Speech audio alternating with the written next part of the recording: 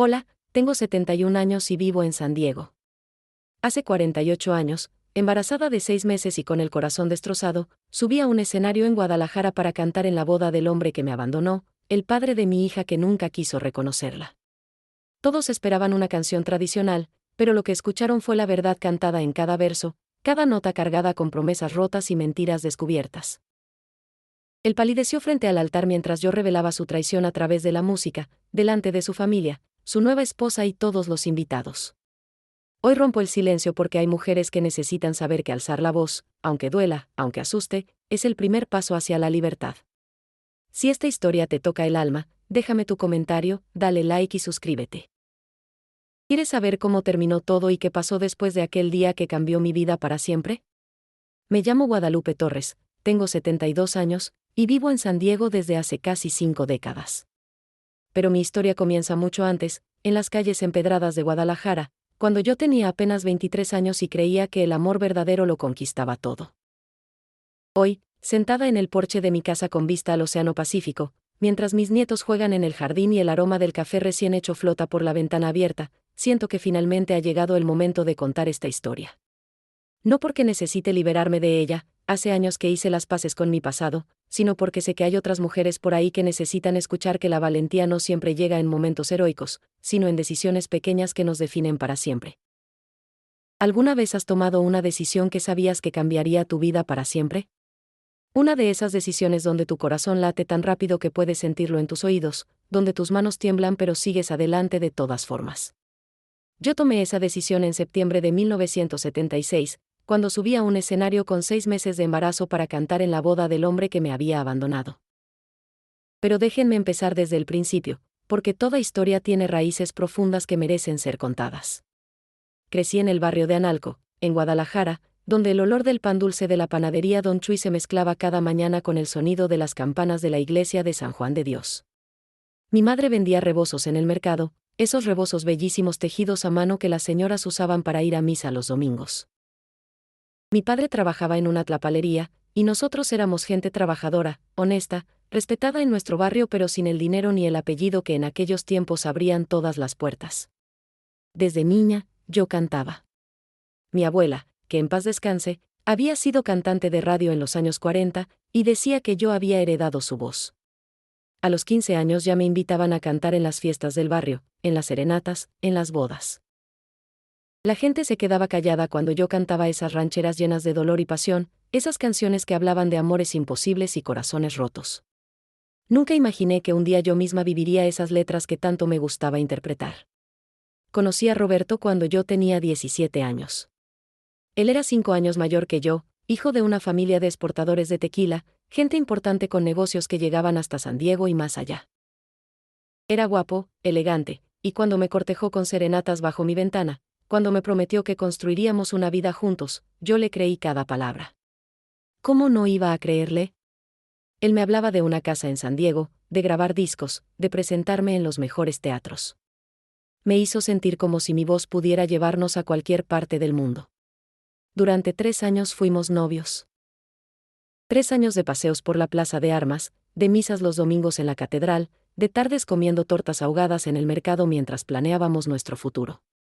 Su familia nunca me aceptó del todo, yo lo sabía, lo veía en los ojos de su madre cuando me miraba, en la forma en que su padre apenas me dirigía la palabra, pero Roberto me decía que no importaba, que el amor era más fuerte que los prejuicios sociales. Qué ingenua fui al creerle. En mayo de 1976, descubrí que estaba embarazada. Recuerdo perfectamente ese día, el consultorio del doctor Ramírez olía a desinfectante, el ventilador del techo hacía un ruido constante, y cuando el doctor me dio la noticia, sentí que mi corazón se expandía de felicidad. Por fin tendría la familia que tanto soñaba, por fin Roberto y yo daríamos ese paso definitivo hacia nuestro futuro juntos. Salí de ese consultorio flotando, imaginando cómo le daría la noticia, cómo él me abrazaría, cómo juntos enfrentaríamos cualquier obstáculo. 2 días después, nos encontramos en un café cerca de la catedral. El ruido de las conversaciones alrededor nuestro parecía distante mientras yo le contaba sobre el bebé, mientras esperaba ver en sus ojos la misma alegría que yo sentía. Pero lo que vi fue pánico. Pánico puro y simple. Movió nerviosamente su café, evitando mirarme directamente, y comenzó a hablar de no ser el momento adecuado, de complicaciones familiares, de necesitar tiempo para pensar. Cada palabra suya era como una piedra cayendo en mi estómago. Durante las siguientes semanas, Roberto empezó a cancelar nuestras citas. Siempre tenía trabajo urgente, siempre había alguna reunión familiar importante, siempre había una excusa. Yo trataba de ser comprensiva, de darle espacio, diciéndome a mí misma que solo necesitaba tiempo para procesar la noticia. Pero en el fondo, algo dentro de mí ya sabía la verdad que no quería aceptar. La bomba finalmente explotó en junio, cuando mi prima Elena, que trabajaba como secretaria en el centro, me dijo que había visto a Roberto saliendo de una joyería cara con una mujer desconocida, mirando anillos de compromiso. Sentí como si el suelo se abriera bajo mis pies. Confronté a Roberto una tarde lluviosa de junio, bajo las arcadas de la Plaza de Armas. La lluvia caía fuerte sobre las piedras antiguas, y yo temblaba, no sabía si por el frío o por la rabia que hervía dentro de mí. Exigí saber la verdad, exigí saber quién era esa mujer, exigí saber si todo lo que habíamos vivido juntos había sido una mentira. Finalmente, él confesó. Su familia había arreglado un matrimonio con la hija de un empresario importante de Monterrey. Un matrimonio conveniente, un matrimonio que abriría nuevos mercados para el negocio familiar, un matrimonio que él no podía rechazar sin arruinar los planes de expansión de su padre. «Tú entiendes, ¿verdad, Lupita?», me dijo, usando el diminutivo que antes me hacía sonreír y que ahora sonaba como una burla. «Es por el bien de todos. Mi familia depende de esto». ¿Por el bien de todos? ¿Y qué pasaba con nuestro bebé? ¿Qué pasaba conmigo? Me miró con algo que parecía lástima mezclada con alivio, alivio de finalmente haber dicho la verdad, de quitarse ese peso de encima, y me ofreció dinero. Dinero para ayudarme con los gastos, dinero para que me fuera lejos, dinero para que desapareciera de su vida y no arruinara sus planes perfectos. No tomé su dinero. Algo dentro de mí, quizás el orgullo heredado de mi madre, quizás la rabia pura, me hizo rechazarlo.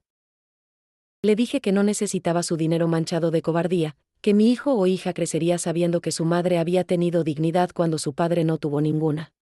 Me di la vuelta y caminé bajo la lluvia, sin paraguas, dejando que el agua me empapara mientras las lágrimas se mezclaban con la lluvia en mi cara. Cuando llegué a casa, mi madre estaba en la cocina preparando la cena.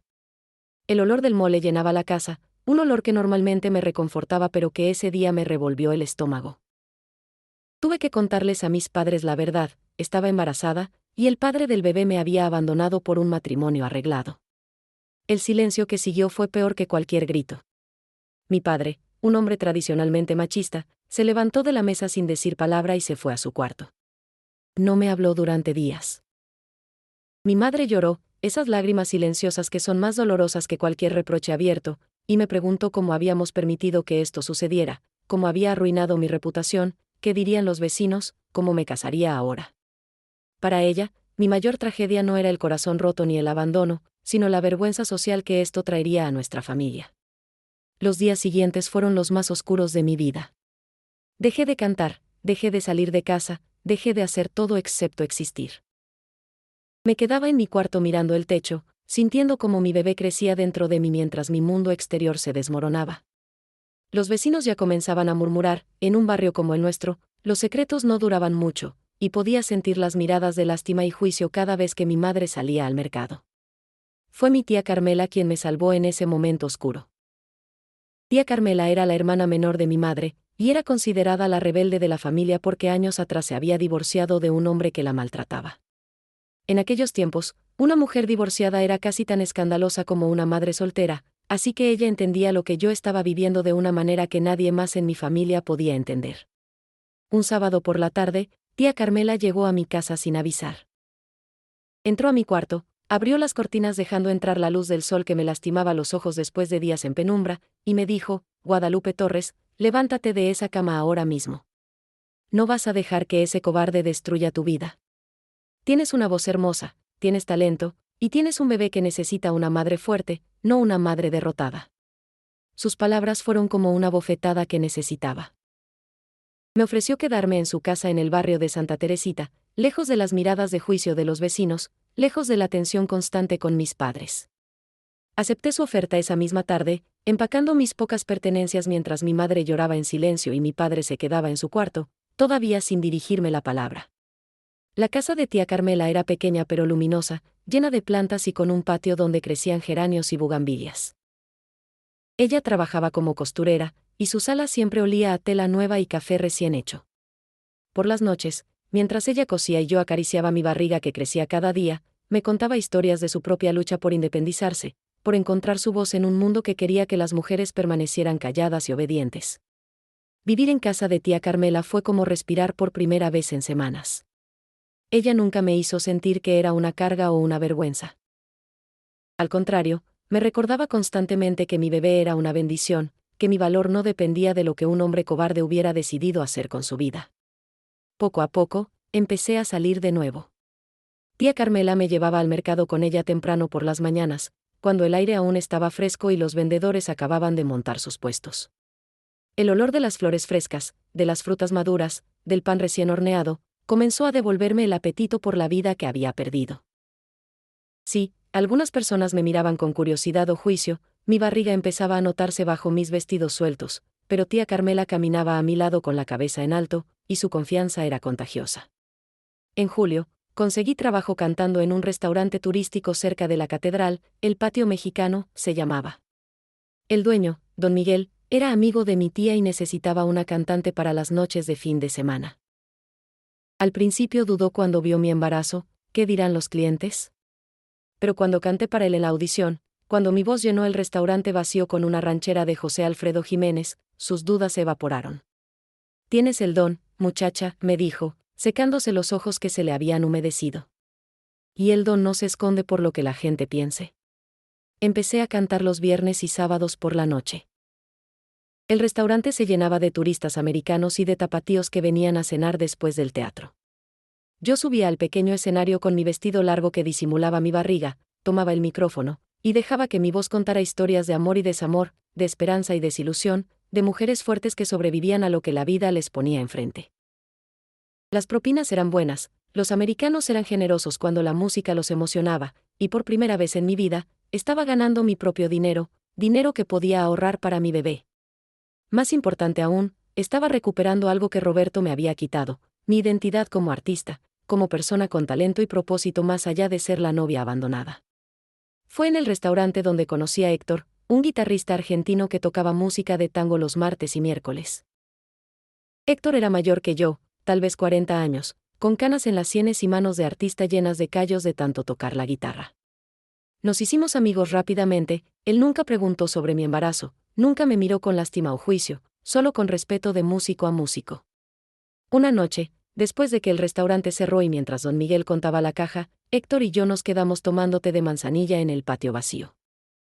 Las luces de colores del restaurante brillaban suavemente, y se podía escuchar el sonido distante del tráfico en las calles del centro.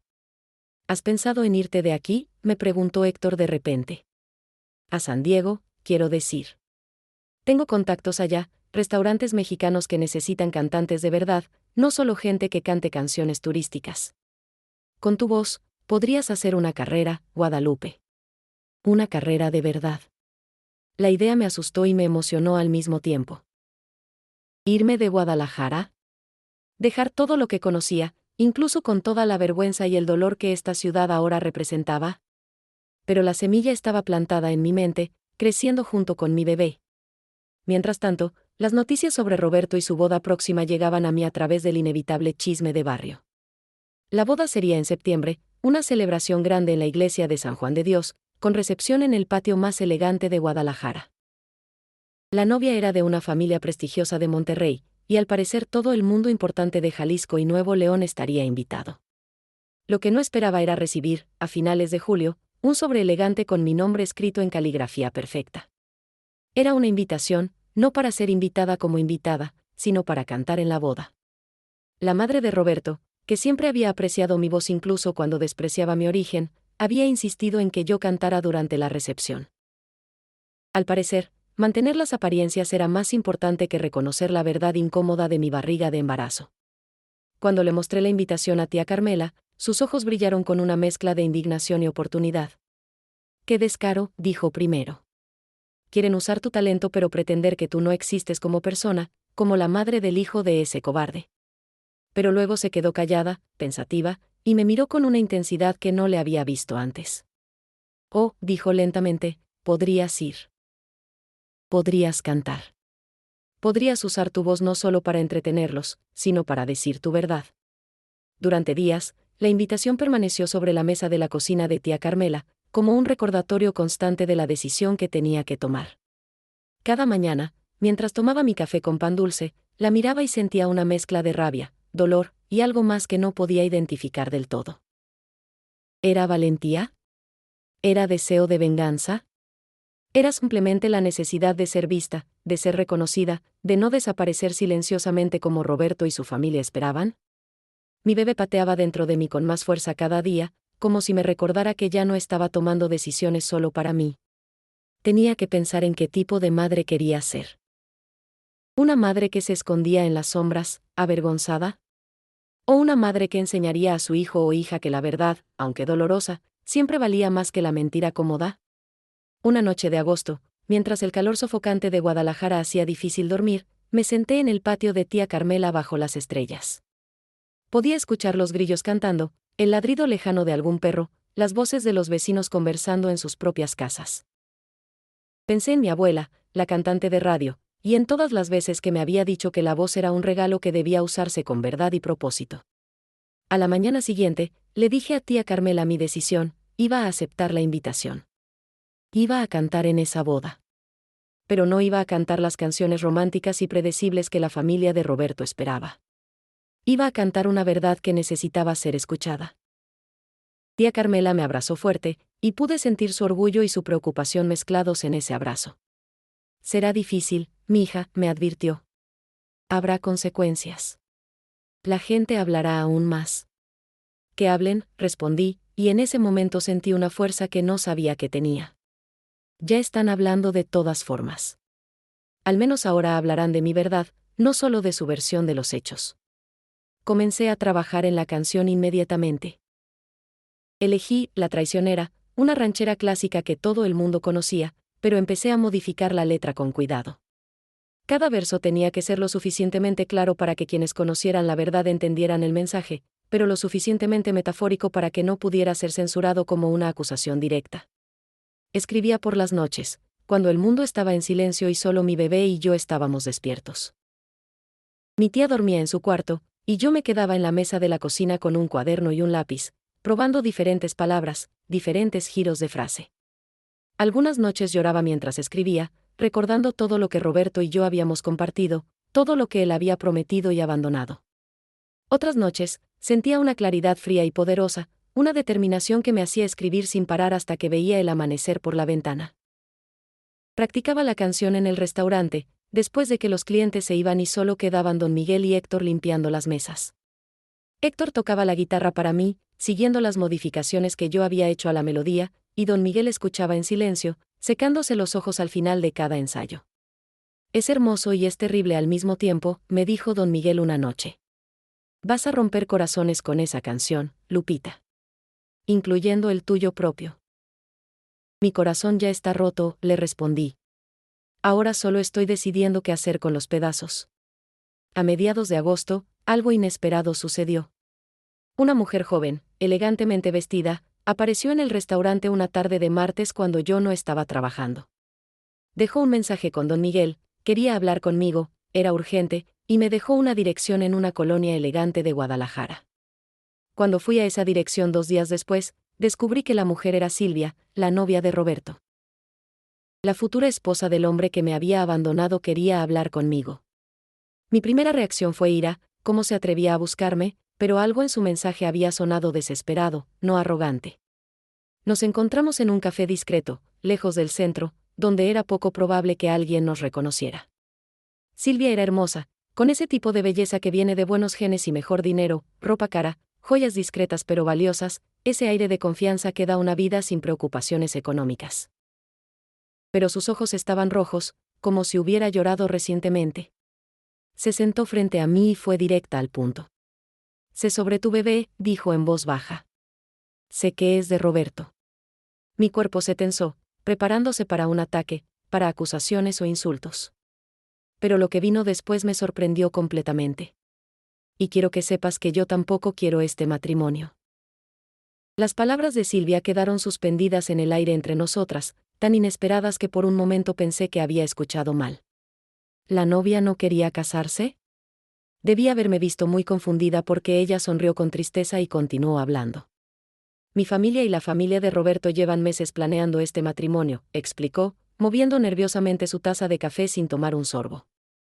Es un arreglo de negocios, nada más.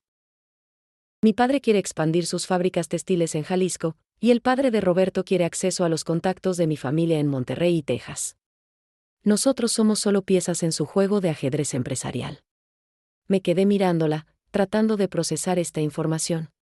Toda mi rabia había estado dirigida hacia Roberto, hacia su cobardía, hacia su abandono. Nunca había considerado que la otra mujer también podría ser una víctima en esta situación. Entonces, ¿por qué te casas?, pregunté finalmente. Silvia bajó la mirada, y vi lágrimas formándose en sus ojos. Porque no tengo opción. Mi padre dejó muy claro que si no me caso con Roberto, me desheredará. Y no solo eso, hay alguien más. Alguien a quien yo amo, un profesor universitario sin dinero ni apellido importante. Mi padre lo amenazó, le dijo que si no me dejaba en paz, se encargaría de que perdiera su trabajo, de que nunca pudiera enseñar en ninguna universidad de México. Escuchar esto me partió el corazón de una manera diferente. Aquí estaba esta mujer, vestida con ropa cara y joyas finas, aparentemente con todo lo que el mundo podría desear, y estaba tan atrapada como yo, quizás más, porque mientras yo podía elegir la dignidad sobre el dinero, ella estaba siendo forzada a elegir entre su amor y la destrucción total de la persona que amaba. ¿Por qué me buscaste?, le pregunté suavemente. Porque cuando escuché sobre ti, sobre el bebé, sobre cómo Roberto te abandonó, me di cuenta de que hay otras mujeres sufriendo por culpa de estos hombres y sus planes, respondió, limpiándose las lágrimas. Y porque quiero pedirte algo. Sé que te invitaron a cantar en la boda. Por favor, no canceles. Por favor, canta. Canta tu verdad. Yo no tengo el valor de negarme a este matrimonio, pero tú puedes mostrarles a todos qué tipo de hombre es Roberto realmente. Nos quedamos en ese café durante 2 horas más, dos mujeres que deberían haber sido enemigas pero que descubrieron una conexión inesperada en su dolor compartido. Silvia me habló de su novio profesor, de cómo se habían conocido en una conferencia universitaria, de los libros de poesía que él le regalaba, de los planes de futuro que nunca se harían realidad. Yo le hablé de Roberto, de sus promesas vacías, de los 3 años que pasé creyendo en un amor que resultó ser una mentira. Cuando nos despedimos esa tarde, algo había cambiado. Ya no iba a cantar en esa boda solo por mí o por mi bebé. Iba a cantar por todas las mujeres que habían sido usadas, manipuladas, y descartadas por hombres que valoraban el dinero y el estatus más que los corazones humanos. Las semanas siguientes fueron intensas. Seguí trabajando en el restaurante, ahorrando cada peso para el futuro incierto que me esperaba. Mi barriga crecía notablemente, ya estaba en mi 6º mes, y los movimientos de mi bebé se hacían más fuertes, más reales. Por las noches, le hablaba a mi barriga, explicándole lo que iba a hacer y por qué, como si de alguna manera mi bebé pudiera entenderme y darme su bendición. Tía Carmela me ayudó a coser un vestido especial para la boda, azul celeste, holgado pero elegante, que no escondía mi embarazo pero tampoco lo hacía el centro de atención. Vas a entrar con la cabeza en alto, me decía mientras cosía. No como una mujer avergonzada, sino como una artista profesional haciendo su trabajo. Mi tío, el hermano de tía Carmela que era maestro en una banda local, fue quien me ayudó con los arreglos musicales finales. Cuando le expliqué lo que quería hacer, él silbó entre dientes. Esto va a causar un escándalo, Lupita, me advirtió.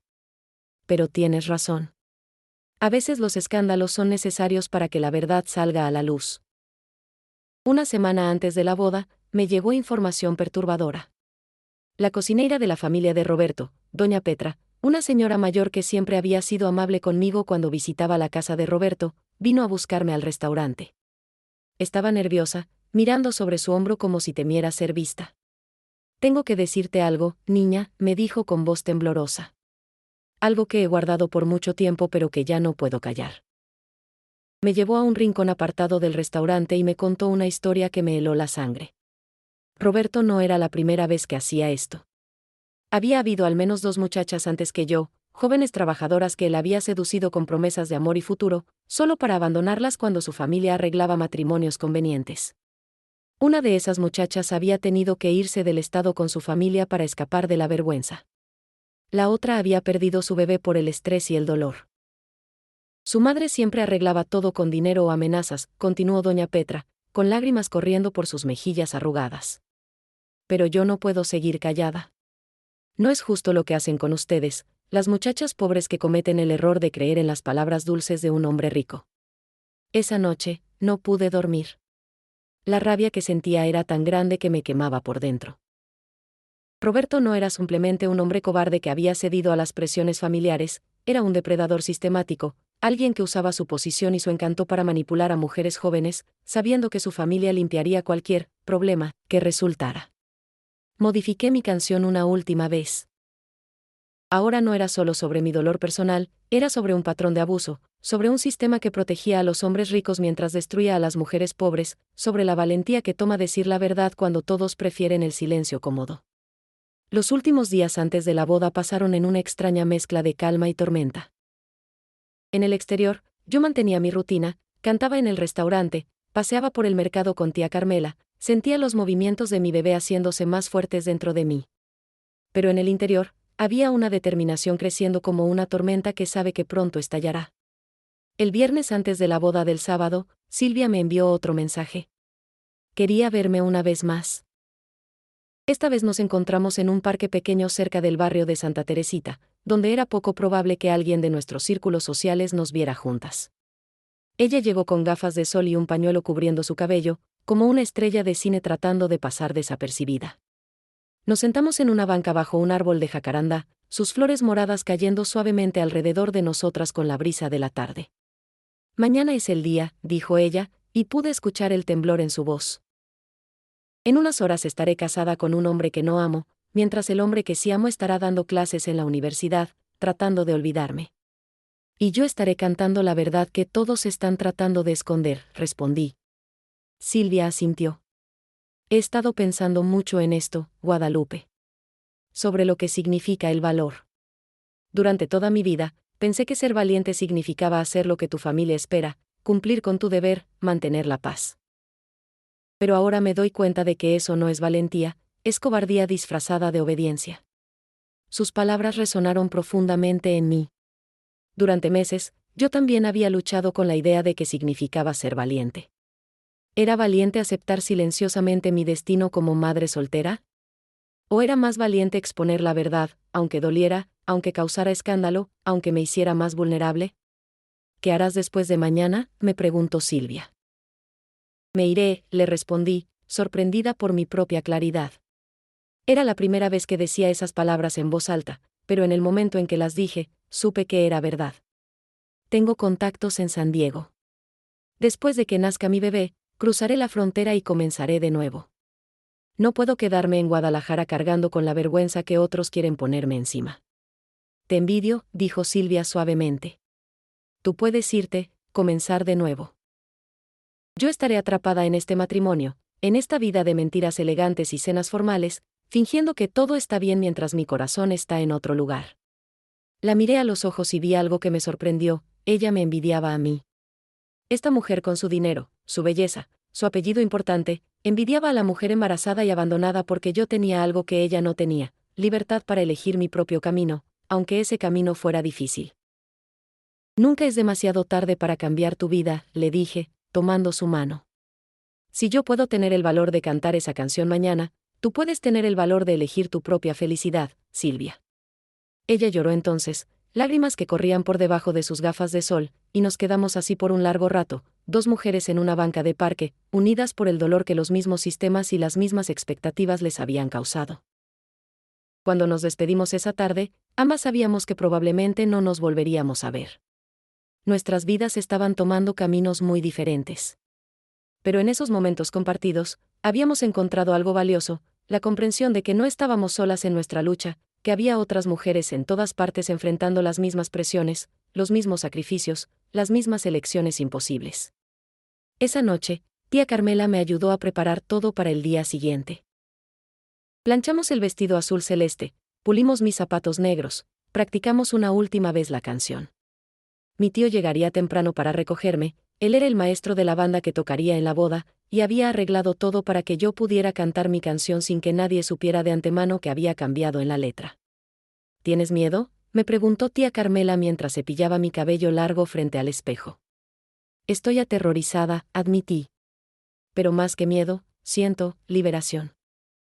Como si estuviera a punto de soltar un peso que he estado cargando durante meses.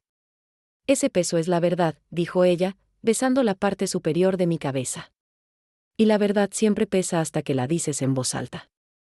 Mañana, mija, dejarás que esa verdad vuele libre. No dormí mucho esa noche. Mi bebé pateaba constantemente, como si sintiera mi nerviosismo y respondiera a él.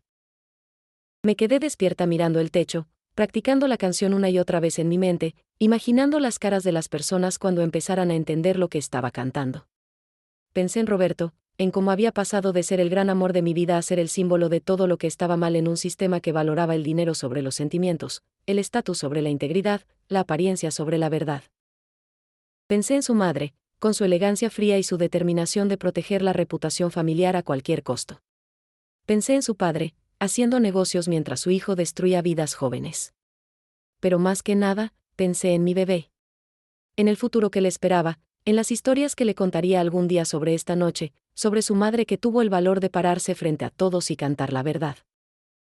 Quería que mi hijo o hija creciera sabiendo que venía de una mujer fuerte, una mujer que eligió la dignidad sobre la comodidad, la verdad sobre el silencio.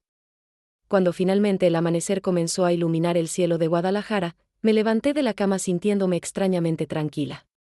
El día había llegado. La tormenta estaba a punto de estallar, y yo sería el centro de ella. La mañana del sábado amaneció con un cielo azul perfecto, ese tipo de día que en Guadalajara promete calor intenso para la tarde. Me vestí lentamente, cada movimiento deliberado, como si estuviera preparándome para una batalla en lugar de una presentación musical. El vestido azul celeste que tía Carmela había cosido caía suavemente sobre mi barriga de 6 meses, no lo escondía, pero tampoco lo exhibía. Era simplemente parte de mí, parte de mi verdad. Mientras tía Carmela me ayudaba con el cabello, trenzándolo de la manera tradicional que mi abuela solía usar, alguien tocó a la puerta. Era temprano, apenas las 8 de la mañana, y no esperábamos visitas. Tía Carmela fue a abrir, y escuché voces bajas en la sala. Cuando salí del cuarto, encontré a doña Petra, la cocinera de la familia de Roberto, de pie en nuestra pequeña sala, sosteniendo una caja de zapatos vieja. Se veía más vieja que la última vez que la había visto, como si el peso de sus secretos la hubiera envejecido. Perdonen que venga tan temprano, dijo con voz temblorosa. Pero necesito darle esto a Guadalupe antes de que sea demasiado tarde.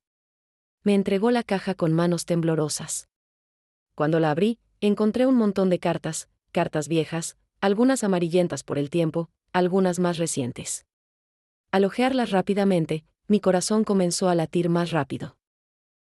Eran cartas de amor de Roberto a diferentes mujeres, cartas donde hacía las mismas promesas que me había hecho a mí, usaba las mismas palabras dulces, pintaba los mismos sueños de futuro. Las he estado guardando durante años, confesó doña Petra, con lágrimas corriendo por sus mejillas arrugadas. Cada vez que veía a una nueva muchacha siendo engañada, guardaba lo que podía como evidencia. Sabía que algún día, alguien tendría el valor de usar estas cartas para exponer la verdad. También había fotografías. Fotografías de Roberto con otras mujeres, sonriendo, abrazados, mirándose con ese mismo amor falso que yo recordaba de nuestras propias fotografías juntos. Había recibos de la joyería, los mismos anillos de promesa que él me había dado, comprados múltiples veces para diferentes mujeres a lo largo de los años. ¿Por qué guardaste todo esto?, pregunté, mi voz apenas un susurro. Porque trabajo en esa casa desde que Roberto era un niño, respondió doña Petra. Y he visto cómo su madre lo crió para pensar que las mujeres de nuestra clase, mujeres trabajadoras, mujeres sin apellidos importantes, somos desechables. He visto cómo su padre le enseñó que el dinero y el poder pueden borrar cualquier consecuencia. Y he visto demasiadas muchachas buenas destruidas por ese sistema. Sentí como si un velo se levantara de mis ojos. Mi dolor personal era parte de algo mucho más grande, un patrón sistemático de abuso respaldado por dinero, poder y silencio comprado. No era solo que Roberto fuera un hombre cobarde, era que había sido entrenado desde niño para ver a las mujeres como yo como objetos temporales para su entretenimiento, sin consecuencias reales. Hoy, dijo doña Petra, mirándome directamente a los ojos: cuando cantes en esa boda, estarás cantando por todas nosotras. Por las cocineras, las criadas, las vendedoras del mercado, las secretarias, todas las mujeres que estos hombres ricos usan y descartan sin pensarlo 2 veces. Después de que doña Petra se fue, me senté con las cartas esparcidas alrededor de mí en la mesa de la cocina. Tía Carmela preparó café fuerte, y las dos leímos cada carta, examinamos cada fotografía, procesamos cada pieza de evidencia de engaño sistemático. Había nombres que reconocía, muchachas del barrio que habían desaparecido repentinamente, supuestamente para irse a vivir con familiares en otros estados. Ahora sabía la verdad: habían huido de la vergüenza, del escándalo, del dolor de haber sido usadas y abandonadas. Esto es más grande que tú y yo, dijo tía Carmela finalmente. Esto es sobre poder y justicia. Sobre quién tiene voz y quién es forzado al silencio. Guardé las cartas cuidadosamente de vuelta en la caja. No las llevaría a la boda, eso sería demasiado directo, demasiado confrontacional. Pero saber que existían, saber que tenía evidencia física de todo lo que iba a cantar, me daba una fuerza nueva. No estaba inventando acusaciones o exagerando mi dolor. Estaba revelando un patrón de comportamiento documentado, respaldado por años de mentiras sistematizadas. Mi tío llegó a mediodía para recogerme. Era un hombre serio, de pocas palabras, pero cuando me vio bajando las escaleras en mi vestido azul celeste, con mi barriga orgullosamente visible, sus ojos se llenaron de lágrimas. Tu abuela estaría orgullosa de ti hoy, me dijo suavemente. Ella también usó su voz para decir verdades difíciles. El viaje a la iglesia de San Juan de Dios tomó 20 minutos en el auto viejo de mi tío. Durante todo el camino, él me contó historias de mi abuela, la cantante de radio que nunca tuvo miedo de cantar canciones que desafiaban las normas sociales de su tiempo, que usaba su arte como una forma de protesta silenciosa pero poderosa. La voz es un arma, me dijo mi tío mientras estacionábamos cerca de la iglesia. La usas con cuidado, con precisión, pero cuando la usas correctamente, puede derribar muros que la fuerza física nunca podría tocar. La iglesia de San Juan de Dios estaba decorada hermosamente, flores blancas por todas partes, velas encendidas, listones de seda colgando de los bancos. Ya había invitados llegando, mujeres en vestidos elegantes y hombres en trajes caros. Era el tipo de boda que Guadalajara recordaría, la unión de dos familias poderosas, la consolidación de imperios comerciales, el tipo de evento que se menciona en las páginas sociales del periódico. Entré por la puerta lateral donde los músicos estaban preparándose. La banda ya estaba afinando sus instrumentos en el patio donde sería la recepción después de la ceremonia.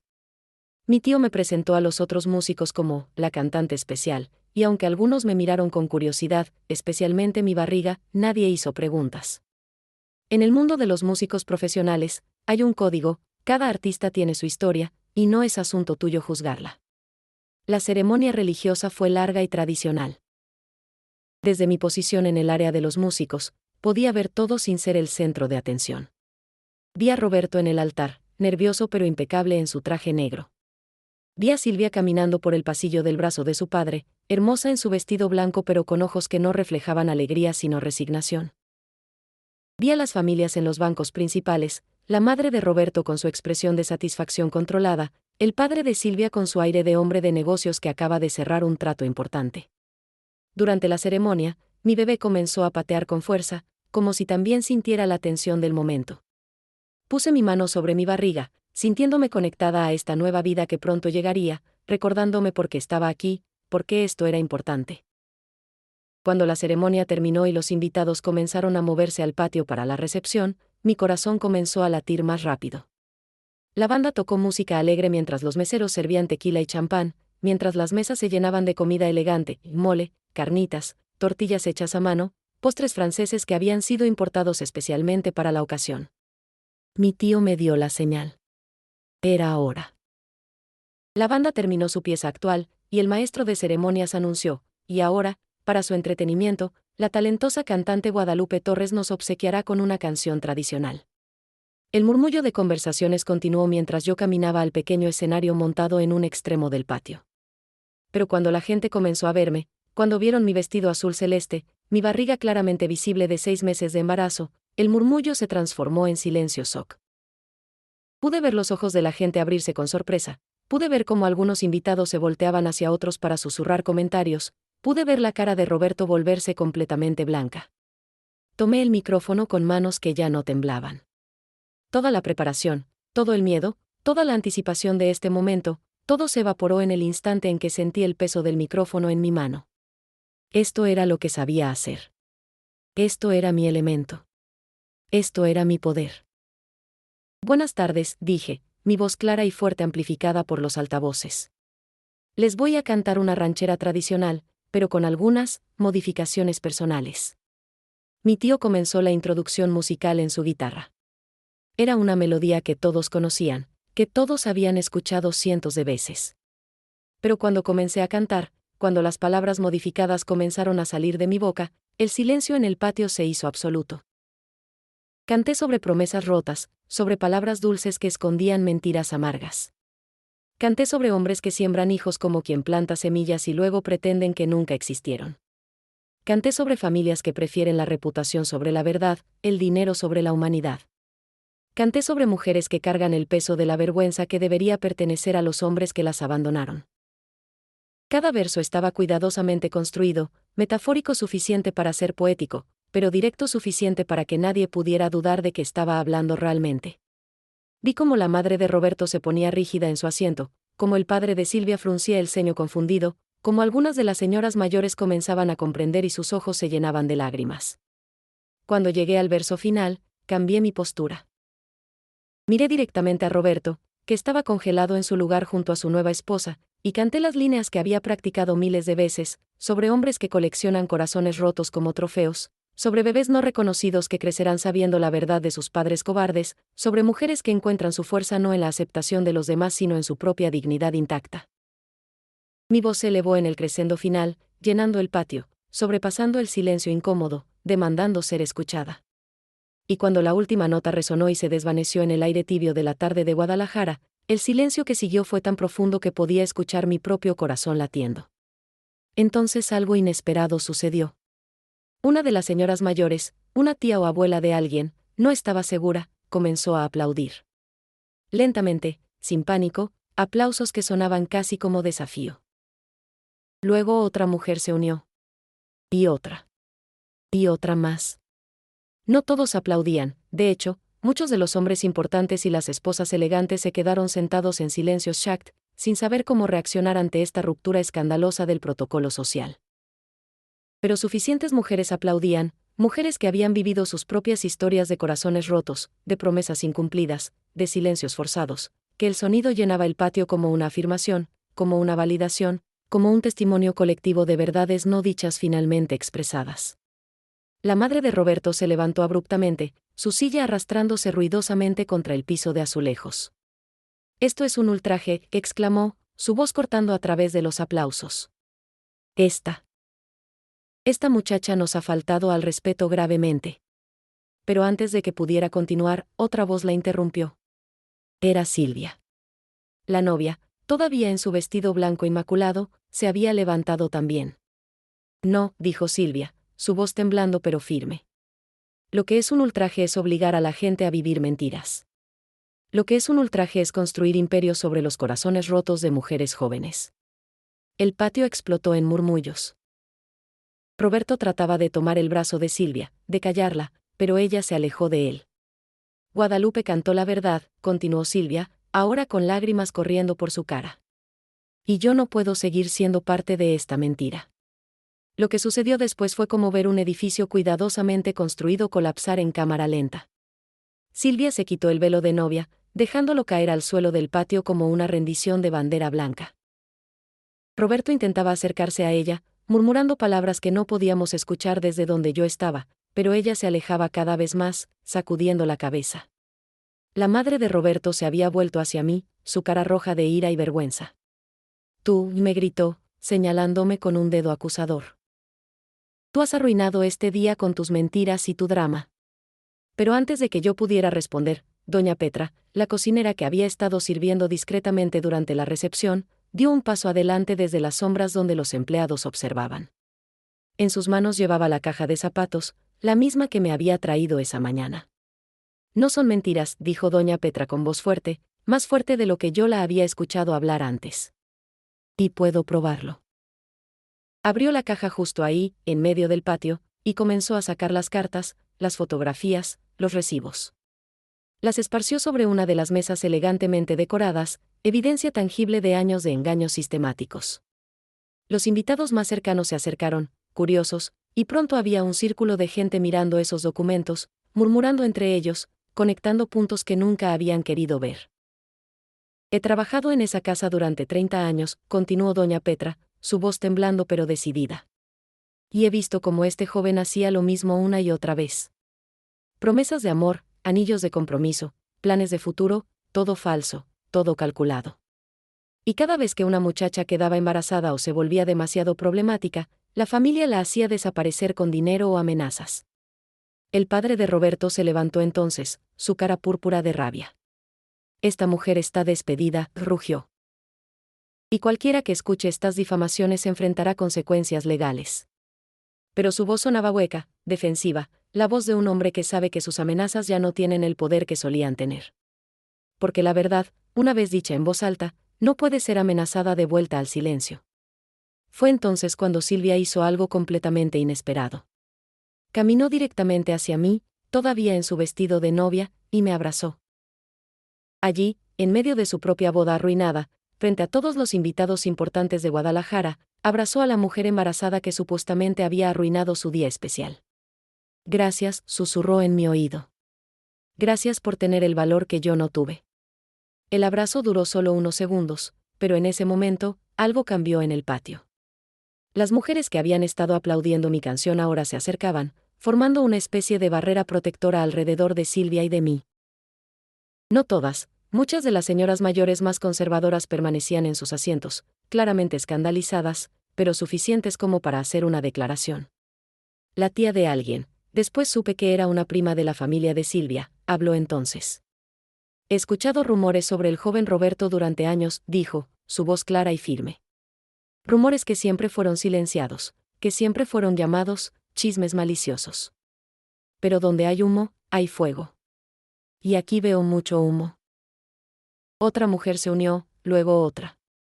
Una por una, comenzaron a contar historias, no todas sobre Roberto específicamente, sino sobre el sistema que permitía que hombres como él actuaran con impunidad. Historias de hermanas que habían sido enviadas de vacaciones repentinamente y volvieron cambiadas, rotas. Historias de amigas que habían desaparecido del círculo social después de involucrarse con hombres de familias importantes. Historias de hijas propias que habían sido advertidas, no te enamores de muchachos ricos, ellos solo juegan con muchachas como tú. Era como si mi canción hubiera roto una presa, y ahora todas estas verdades guardadas durante décadas estaban fluyendo libremente. Los hombres en el patio, especialmente los hombres mayores de las familias importantes, se veían cada vez más incómodos. Algunos comenzaron a irse, murmurando excusas sobre compromisos urgentes, claramente queriendo escapar de esta exposición pública de secretos sociales. Roberto finalmente habló, su voz alta tratando de sobreponerse al caos. ¿Esto es ridículo? Son todas mentiras de una mujer despechada. Guadalupe está inventando historias porque yo escogí a alguien más. Pero su voz sonaba desesperada, no convincente. Y cuando Silvia se volvió hacia él, con ojos que ya no mostraban resignación sino claridad fría, dijo las palabras que sellarían su destino social, no son mentiras. Y todos aquí lo saben. El único que sigue viviendo en la mentira eres tú, Roberto.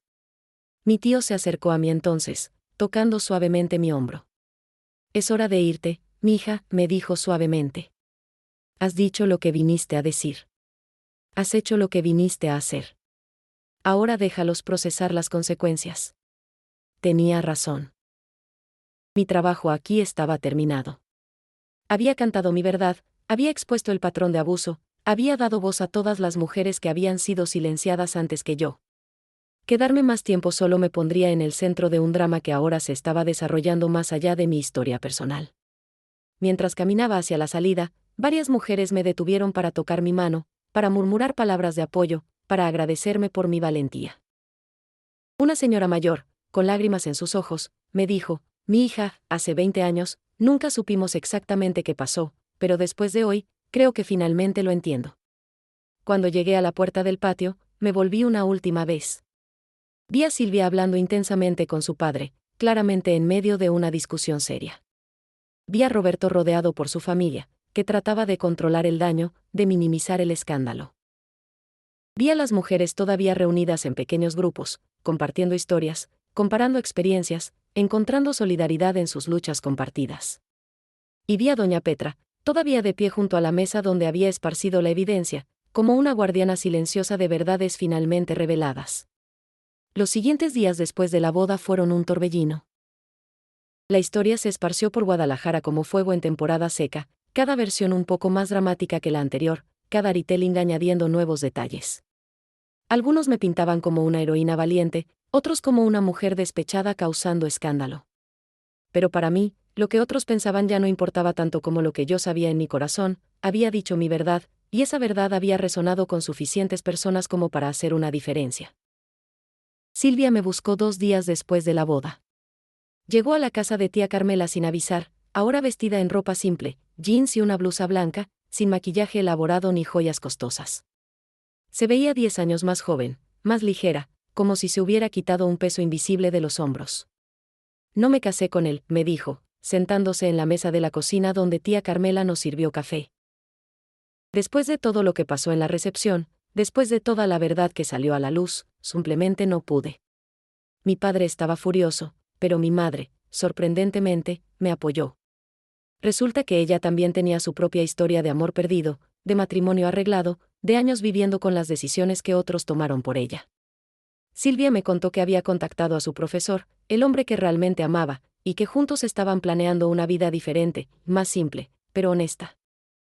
Su padre la había amenazado con desheredarla, pero descubrió que su libertad valía más que cualquier herencia. Tú me mostraste que es posible, me dijo, lágrimas de gratitud en sus ojos. Me mostraste que vivir con dignidad es más importante que vivir con aprobación social. Después de que Silvia se fue, pasé las siguientes semanas preparándome para mi propia nueva vida. Mi bebé estaba debido en noviembre, y después de eso, tenía planes de cruzar la frontera hacia San Diego. Héctor, el guitarrista argentino, me había ayudado a hacer conexiones con varios restaurantes mexicanos allá que estaban buscando cantantes auténticas, no solo entretenimiento turístico.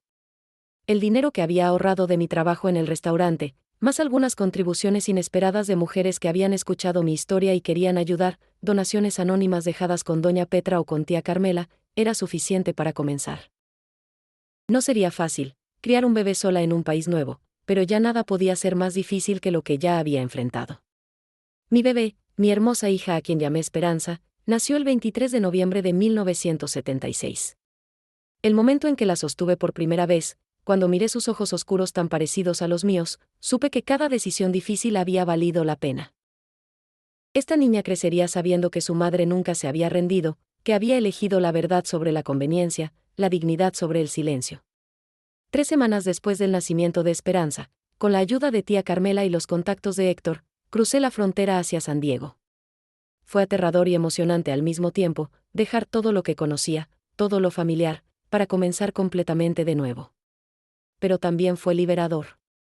En San Diego, encontré comunidad en lugares inesperados. Los restaurantes mexicanos no eran solo lugares de trabajo, eran refugios para personas como yo, inmigrantes, soñadores, gente que había dejado todo atrás para construir vidas mejores. Comencé cantando pequeños shows los fines de semana, cargando a Esperanza en mis brazos entre sets. Gradualmente, mi reputación creció. No era solo mi voz, que seguía siendo fuerte y emotiva, sino también mi historia que resonaba con la gente. Las mujeres en particular se conectaban con mi música. Mujeres que habían dejado relaciones abusivas, mujeres que habían elegido sus propios caminos contra las expectativas familiares, mujeres que estaban criando hijos solas y construyendo vidas desde cero. Mi historia les daba esperanza, les mostraba que era posible no solo sobrevivir sino prosperar después del dolor. Con el tiempo, grabé un disco, no en los grandes estudios que Roberto alguna vez me había prometido, sino en un estudio pequeño e independiente en San Diego. Las canciones eran todas mías, historias de mi vida y de las vidas de las mujeres que había conocido.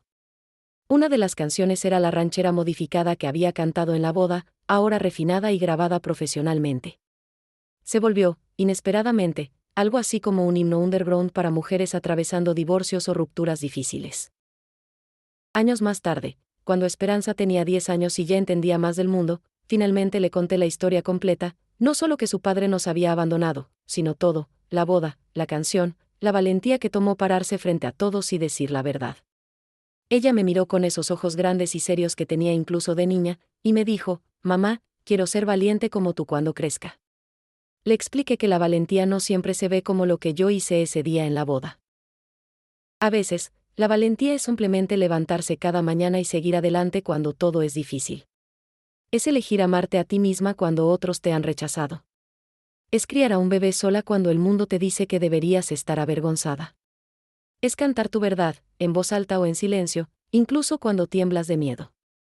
Esperanza creció para ser una mujer fuerte e independiente, abogada ahora, defendiendo mujeres en casos de divorcio y custodia.